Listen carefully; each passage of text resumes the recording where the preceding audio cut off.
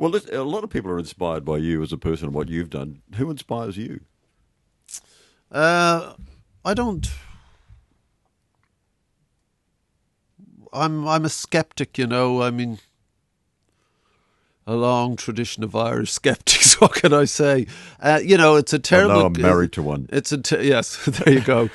And you ended up being a 4 times grandfather. That's what happens when you marry a good Irish girl. I'm telling you. No, you know, it's a cliche. It is a dreadful cliche. But you have to say it. I mean, a hero. You can hear me even struggling to say the word. I don't do heroes, but there's no question Mandela. You know, there's just no question of it. I know it's a terrible cliche, be outgrown, you know, but it's true. You know, the great weird life I've had, I ended up being, I suppose, a friend, and which is you know, what this giant, all-time historic figure. You end up being friendly with this great man. And he is. And the reason being that, one, he was a killer dude. I mean, this is a guy who was a prince of his blood. I mean, a proper royal prince. Rejected what his father, the king, was imposing. Goes off and becomes the first black lawyer, not in South Africa, in Africa. The first.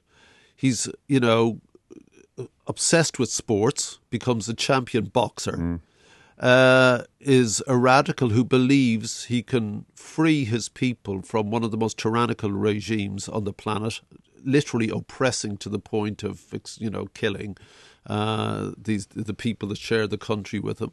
And he's a dude, you know. I mean, what girl wouldn't want to shag him? You know, hello, you know, only lawyer, sporting champion, radical. And they did non-stop, and he was mad for it, you know, and he makes no bones about it. He's a bloke. Yeah, and, well, that's it. He's a bloke, which is amazing. And then they get him, having organised this revolt, and escaping over rooftops, the Black Pimpernel sort of thing.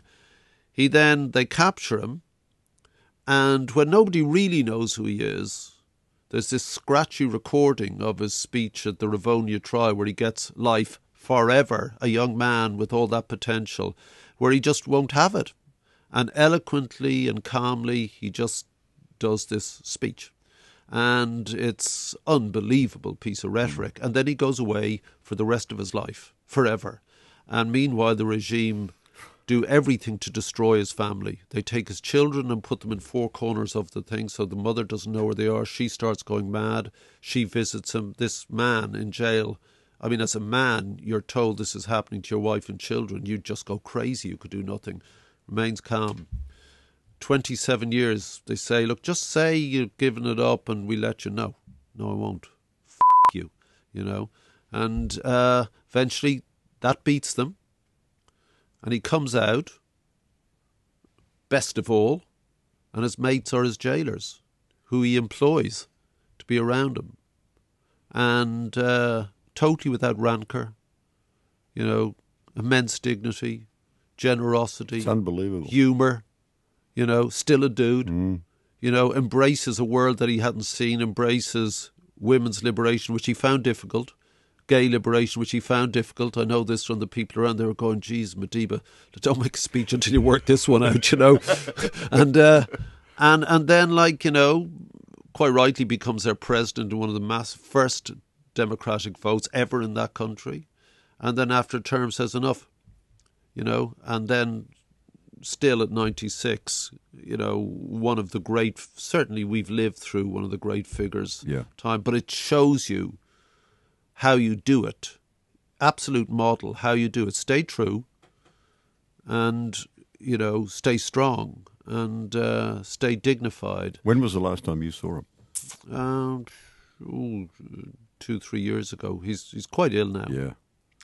But myself and Mark, who comes around with me, he was talking to the woman who looks after him, who's a white woman, Zelda, and her family were Boers, you know. I mean, wow.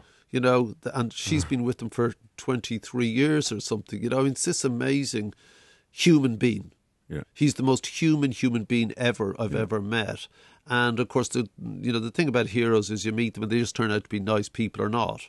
You know, he's more. He's a laugh. He wears those stupid, ridiculous shirts, which he thinks are cool. And because it's him, they are mega cool. But, then you foolishly think if you wear one of these ridiculous shirts, hey, no, you look like an idiot, But, and he always asks about sports and kids. He loves kids, they play around him. And it's just, how do people like that happen? And we were lucky enough that it happened in our life. So without question, musical guys, the ones turn out to be great people, are always the best ones. Bowie, for all his austere sort of, and his genius,